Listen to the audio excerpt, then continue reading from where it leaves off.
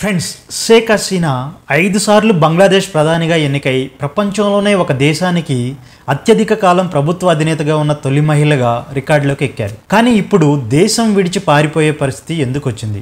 ఇప్పుడు బంగ్లాదేశ్ పరిస్థితి తీవ్ర హింసాత్మకంగా మారింది.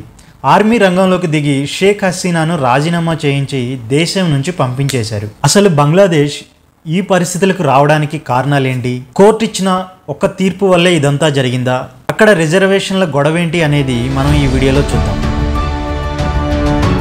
అయితే బంగ్లాదేశ్కి 1971లో స్వాతంత్రం వచ్చింది.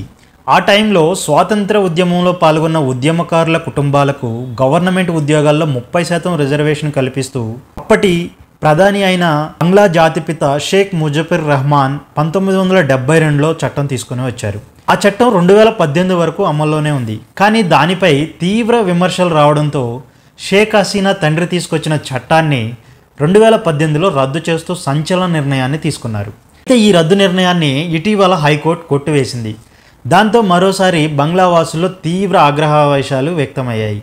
హైకోర్టు ఇచ్చిన తీర్పుపై స్టే విధిస్తూ సుప్రీంకోర్టు ఆదేశాలు జారీ చేసింది.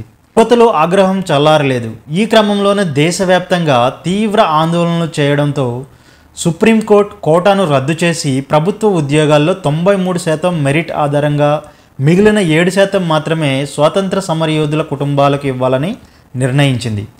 కానీ నిరసనలు చేపట్టిన ఉద్యమ విద్యార్థి నేతలు దేశవ్యాప్తంగా సహాయ నిరాకరణ ఉద్యమానికి పిలుపునిచ్చారు. కానీ సపోర్ట్ చేస్తున్న వారికి వ్యతిరేకించే వారికి మధ్య జరిగిన గొడవల్లో వందలాది మంది చనిపోయారు. షేక్ హసీనా ప్రాతినిధ్యం వహిస్తున్న అవామీ లీగ్ పార్టీతో సంబంధం ఉన్న వ్యక్తులకు మాత్రమే రిజర్వేషన్లో ప్రయోజనం పొందుతున్నారని నిరసనకారులు ప్రధాన ఆరోపణ.